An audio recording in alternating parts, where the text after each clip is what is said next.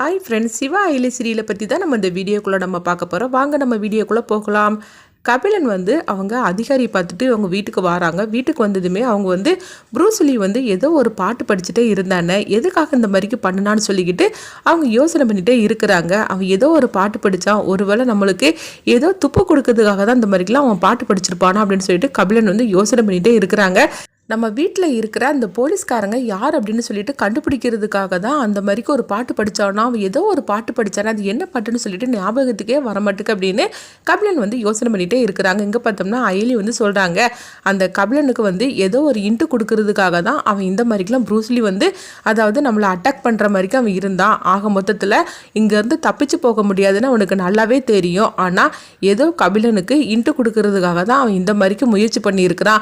ஆனால் அது என்னன்னு எனக்கு தெரியல அப்படின்னு சொல்லிக்கிட்டு அயலி சொல்லவும், அப்போ இப்போ அடுத்ததான் நம்ம இப்போ என்ன பண்ணுறதுக்கு அப்படின்னு சொல்லிக்கிட்டு அதிகாரி கேட்டுட்டு இருக்கும்போது, எப்படியும் ஏதோ ஒரு இன்ட்டு கொடுக்கறதுக்காக தான் கபிலன் கிட்ட அவன் ஏதோ ஒன்று சொல்லியிருக்கணும், அது என்னன்னு சொல்லி நம்ம கொஞ்சம் யோசனை பண்ணணும்னா நம்ம கண்டுபிடிக்கலாம் அப்படின்னு சொல்லிட்டு இருக்கிறாங்க. அடுத்தது இங்கே பார்த்தோம்னா அயலி சிவாவும் வீட்டுக்கு வந்துருந்தாங்க. வீட்டுக்கு வந்ததுக்கு அப்புறமா அவங்க இந்திராணி கேட்டுட்டு இருக்கிறாங்க, என்ன ஃபங்க்ஷனுக்குலாம் போயிட்டு வந்துட்டீங்களான்னு சொல்லி கேட்கும்போது ஆமா அப்படிங்கிறாங்க.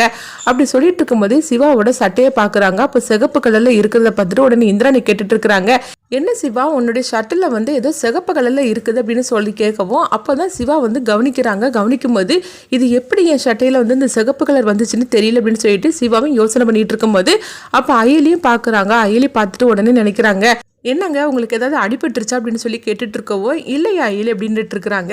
அப்போ என்னென்ன தெரியலன்னு சொல்லிட்டு அவங்களும் குழப்பத்தோடு இருக்கவும், சரி போய் நீங்கள் ஷர்ட்டை போய் நீங்கள் மாற்றுங்க அப்படின்னு அவங்க அயலி சொல்லவும் உடனே சிவாவும் சரின்னு சொல்லிட்டு போகிறாங்க. அடுத்து இங்கே பார்த்தோம்னா அயலி யோசனை பண்ணுறாங்க, சட்டையில் எப்படி இந்த மாதிரிக்கு சிகப்பு கலரில் வந்துச்சுன்னு தெரியலையே, இது எப்படி வந்திருக்கும் அப்படின்னு சொல்லிட்டு அவங்க யோசனை பண்ணிட்டு இருக்கவும், அப்போ இது ப்ரூஸ்லி அதாவது அவன் கையில் உள்ளது தான் சிவா சட்டையில் இந்த மாதிரிக்கு வந்திருக்குது. அப்போ என்னவா இருக்கும், ஒருவேளை இதை தான் அவன் அடையாளம் சொல்றதுக்காக இந்த மாதிரி அவன் பண்ணியிருப்பான் அப்படின்னு அயலி யோசனை பண்ணிட்டு இருக்கும் போதே அப்போ அங்கே சிவா வராங்க. என்ன அயலி என்னாச்சு அப்படிங்கவும், உங்க சட்டையை தாங்க அப்படின்னு சொல்லும் போது உடனே அவங்களும் அந்த சட்டையை கொடுக்குறாங்க.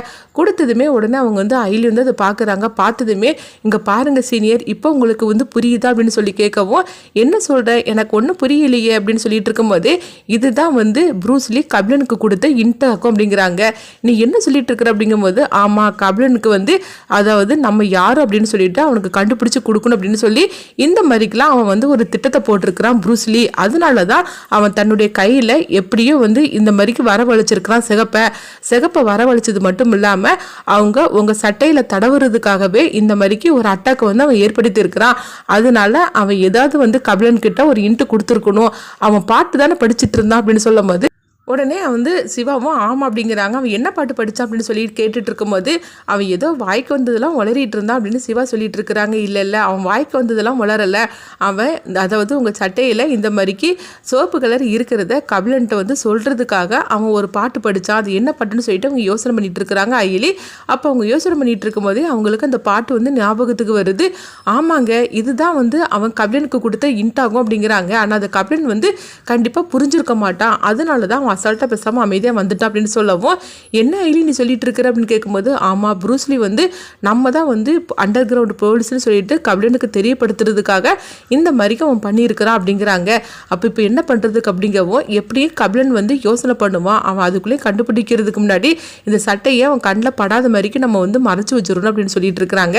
இந்த மாதிரிக்கு நடந்துட்டு இருக்குது. அடுத்ததாங்க பார்த்தோம்னா பாவியோட பிறந்த நாளுக்கு செலின் வரவும், அப்போ செலினை இந்திராணி அவங்க பார்த்ததுமே கோவப்பட ஆரம்பிச்சிருந்தாங்க. அப்போ அயலி சொல்லிட்டு இருக்கிறாங்க, எங்க பாருங்க நீ நான் தான் அவரை வரவழைச்சேன், பாவி அவங்க அப்பாவை பார்க்கணும், தன்னுடைய பிறந்த நாளுக்கு வரணும்னு சொல்லி ஆசைப்பட்டா, அதுக்காக தான் நான் வரவழைச்சேன் அப்படின்னு சொல்லவும், அப்போ இந்திராணி சொல்றாங்க, அங்கே பாரு இந்த விஷயத்துல நீ தலையிட்டு இருக்காது அப்படின்னு சொல்லிட்டு இருக்கும்போது அப்போ செலின் அயலி கிட்ட சொல்கிறாங்க, எங்கே பாருங்கள் எனக்காக நீங்கள் அதாவது உங்களுக்குள்ளே எந்த பிரச்சனையும் வர வேண்டாம், அதனால் நாங்கள் கிளம்புறேன், அது மட்டும் இல்லாமல் உங்களுக்காக ஒரு பரிசு வாங்கிட்டு வந்திருக்குற அப்படின்னு சொல்லிக்கிட்டு அவங்க ரித்திகா கிட்ட அந்த பரிசை கொடுக்கவும், உடனே ரித்திகா அந்த இடத்துல பிரித்து பார்க்குறாங்க. என்னது புடவை வாங்கிட்டு வந்திருக்கிறீங்க அப்படின்னு சொல்லவும், ஆமாம் உங்களுக்காக தான் நான் கிஃப்ட் எதுவும் கொடுக்கல, அதுக்காக தான் இந்த கிஃப்ட் வாங்கிட்டு வந்தேன் அப்படின்னு சொல்லவும், ஓ பரவாயில்லையே இது என்ன 1 லட்சக்கணக்கு இருக்குமா என்ன அப்படின்னு சொல்லவும், உடனே செலினோட முகமே மாற ஆரம்பிச்சிருது. ஆஃப்டர் ஆல் இந்த மாதிரிக்கெல்லாம் வந்து ஒரு சாரியை நான் எங்கள் வீட்டில் கூட நான் வந்து கட்டினது கிடையாது அப்படின்னு சொல்லிக்கிட்டு அந்த சாரியை இதை வந்து நீங்களே எடுத்துகிட்டு போகலாம், இதுக்கு இந்த பரிசை நீங்கள் கொடுக்காமே இருந்திருக்கலாம் அப்படின்னு ரித்திகா வந்து அவமானப்படுத்தவும் இப்படி சொன்னதுமே இந்திராணிக்கு வந்து கோவம் வர ஆரம்பிச்சிருது. இங்கே பாரு ரித்திகா, என்ன இருந்தாலும் சரிதான், நீ இதுக்காக வந்து எல்லாரும் முன்னாடி இப்படி நீ சொல்கிறது நல்லா இல்லை அப்படின்னு சொல்லிட்டு இருக்கவும் அப்போ அயிலையும் இது சொல்லிட்டு இருக்கிறாங்க. எங்கே பாரு ரித்திகா, நீ இந்த மாதிரிக்கு பேசுறது கொஞ்சம் கூட நாகரிகமே கிடையாது. அவங்களால என்ன முடியுதோ அதை வாங்கிட்டு கொடுத்துருக்குறாங்க. அதை நீ உனக்கு பிடிச்சாலும் பிடிக்காட்டாலும் நீ எடுத்துகிட்டு போயிருக்கணும். இப்படி 4 பேருக்கு முன்னாடி இந்த மாதிரிக்கெல்லாம் நீ அவமானப்படுத்துறது எனக்கு சுத்தமாக பிடிக்கல அப்படிங்கவும் எங்கள் பாரு அயிலி, என் விஷயத்தில் நீ தலையிட்டு இருக்காத, இந்த மாதிரிக்கு புடவையெல்லாம் நான் வந்து கெட்டினதே கிடையாது. 500 1000க்கோ வாங்கிட்டு வந்த புடவையே வந்து பரிசுன்னு சொல்லிக்கிட்டு என்கிட்ட கொடுத்துட்டு இருக்கிறீங்களா என்ன, என்னுடைய ரேஞ்ச் என்னன்னு உங்களுக்கு தெரியுமா அப்படின்னு சொல்லவும் உடனே அயிலி வந்து சொல்லிட்டு இருக்கிறாங்க. இங்கே பாரு, அந்த புடவை உனக்கு பிடிக்கலன்னா அது என்கிட்ட கொடுத்துரு, அதுக்காக நீ வந்து இந்த மாதிரிலாம் அவமானப்படுத்திட்டு இருக்காத, நீ கொஞ்சம் அமைதியாக இருப்பி அப்படின்னு சொல்லிக்கிட்டு அயிலி வந்து ரித்திகாட்டு இந்த மாதிரிக்கு அவங்க பேசிக்கிட்டு அவங்க பார்த்தோம்னா அந்த புடவையை வாங்கிட்டு தாங்க. ஓஹோ, உனக்கு இப்போ இந்த புடவை வேணும், அதுக்காக தான் இந்த மாதிரிலாம் நீ பேசிகிட்டு இருக்கிற, என்ன இருந்தாலும் உன்னுடைய ரேஞ்சு இது தானே அப்படின்னு ரித்திகா சொல்லும் போது இங்கே பாரு, என்னுடைய ரேஞ்சு எதுவாக இருந்துட்டு போட்டோம், ஆனால் ஒருத்தங்க வந்து அன்பாக வாங்கி கொடுக்கும்போது அதை நம்ம வந்து வாங்குறதில்ல. இந்த மாதிரிலாம் நீ வந்து அவங்களோட மனசை புண்படுத்துகிற மாதிரிக்கு நீ பேசக்கூடாது. இந்திராணி எனக்கு அண்ணி, அப்போது அவங்களுடைய ஹஸ்பண்டு செலின் வந்து எனக்கு அண்ணன், அதனால எங்கள் அண்ணன் எனக்கு வாங்கி கொடுத்த புடவையாக சொல்லிட்டு நான் அதை நினச்சி நான் வந்து எடுத்துக்கிடுது அப்படின்னு சொல்லவும் உடனே வந்து இந்திராணி வந்து அவங்க எதுவுமே பேசாமல் அமைதியாக இருந்துட்டு இருக்கிறாங்க.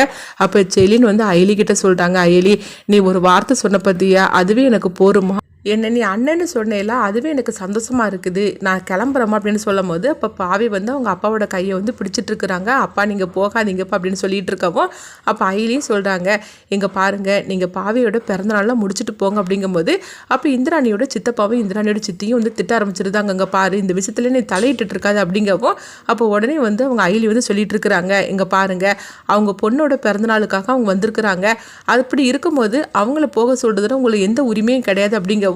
இந்திராணி அண்ணி நீங்க சொல்லுங்க, உங்களுடைய பொண்ணு வந்து ஆசைப்படுறா, அவங்க ஆசையை வந்து நீங்க நிறைவேற்ற மாட்டீங்களா அப்படின்னு இந்திராணி கிட்ட கேட்கவும் அப்போ இந்திராணி வந்து அமைதியாக இருந்தாங்க. இங்க பாரு, பிறந்தநாள் முடிச்சதுக்கு அப்புறமா அவர் இங்கிருந்து கிளம்பி போயிடணும் அப்படின்னு சொல்லவும் இது கிட்டதுமே செலின் ரொம்பவே சந்தோஷப்பட்டுட்டு இருக்கிறாங்க. அப்போ பாவி வந்து செலினோட கையை பிடிச்சி அவங்க கூட்டிட்டு போகவும் அடுத்து பார்த்தோம்னா பாவி வந்து கேக்கெல்லாம் வெட்டுறாங்க. இதை பார்த்துட்டு அவங்க ரொம்பவே சந்தோஷப்பட்டுட்டு இருக்கிறாங்க, அயிலியும் சிவாவும்.